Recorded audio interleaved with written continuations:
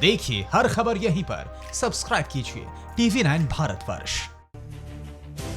लेकिन फिर भी चीन की चालबाजियां थमने का नाम नहीं ले रही हैं। हिंदुस्तान के सामने चीन की एक नहीं चली तो चीन अब भूटान को परेशान करने लगा है। आखिर कैसे चीन भूटान पर कब्जा करना चाहता है, यह आप इस रिपोर्ट में देखिए। ये मुल्क भले ही बेहद छोटा हो, ये मुल्क भले ही गरीब हो, ये मुल्क भले ही शांति से रहना चाहता हो, लेकिन इसका पड़ोसी इसे शांति से नहीं रहने दे रहा। नेपाल और तिब्बत पर तिरछी नजरें रखने वाले चीन ने अब भूटान को भी नुकसान पहुंचाने की ठान ली है। चीन भूटान के बड़े हिस्से पर कब्जा करना चाहता है और इसके लिए वो किसी भी हद तक जाने की फिराक में है। लेकिन जब तक हिंदुस्तान भूटान का पड़ोसी है, तब तक कोई भी भूटान का बाल भी बांका नहीं कर सकता। दरअसल हिंदुस्तान से मुकाबला करने के लिए ये चीन की साजिश है। चीन बार बार कोशिश कर रहा है कि भूटान सीमा मुद्दों पर सीधे उससे बात करे और वो भारत को लूप से बाहर रखे। भूटान को बड़ा आर्थिक पैकेज देकर वो उसकी जमीन हड़पना चाहता है। चीन पिछले दिनों में भूटान की जमीन पर अपना दावा जता चुका है। चीन के पड़ोसी देश भूटान पर नजर से भारत सरकार सतर्क है। गौरतलब है कि चीन की नजर भारत के उन पड़ोसियों पर है जिनसे भारत के अच्छे रिश्ते हैं। नेपाल में चीन का खेल पूरी तरह से चल रहा है, लेकिन भारत नेपाल के मामले में बहुत ही संयमित रुख के साथ अपनी रणनीति तय कर रहा है। श्रीलंका में भी चीन निवेश और कर्ज देकर भारत को पीछे छोड़ने की मुहिम में जुटा है। चीन के मन में कसक है कि भूटान एकमात्र ऐसा देश है जहां उसकी दाल नहीं गल रही।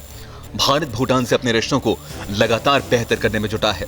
पिछले हफ्ते ही भारत भूटान के बीच एक नया ट्रेड रूट खोला। साथ ही भारत भूटान के एक और स्थायी लैंड कस्टम स्टेशन खोलने की इजाजत दे सकता है।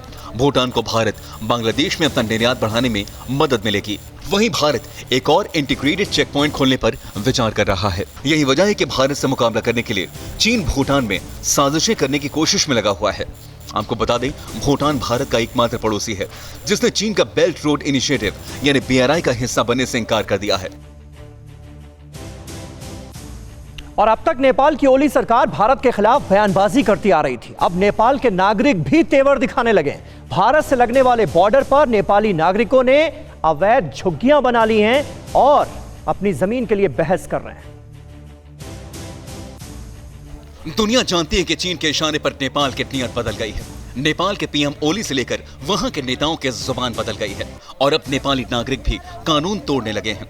ये तस्वीरें चंपावत जिले के टनकपुर के पास भारत नेपाल सीमा पर नो मैंस लैंड से आई हैं। यहाँ आप देख सकते हैं नेपाली नागरिकों ने अपनी दर्जनों झुग्गियां बना ली हैं। इसके बाद SSB के अधिकारी और जवान पहुंचे, तब नेपाली नागरिक उनसे बहस करने लगे। नेपाल में इतना पावर नहीं है जो ये मैप बना सकता है। ये इंटरनेट नेपाल में नहीं बनाया सर। हमारी फोर्स लगेगी नहीं लगेगी, हमारी फोर्स तो यार इंडिया के पीछे है। आपको बता दें, यहाँ दोनों देशों के अधिकारियों की संयुक्त बैठक हुई थी। इसके बाद ही नो मैंस लैंड के पिलर संख्या 811 के पास नेपाल की ओर से कब्जा करने की कोशिश को लेकर विवाद हुआ था। SSB ने मौके पर पहुंचकर कब्जे की कोशिश को रोकने और नेपाली नागरिकों को समझाने बुझाने की कोशिश की। इससे गुस्साए नेपाली नागरिकों ने NHPC की ओर से शारदा नदी के किनारे टेट्रा पोर्ट डाले जाने का कार्य बंद करा दिया और इस बार भी जब अधिकारी पहुंचे तो नेपाली नागरिकों ने हंगामा कर दिया।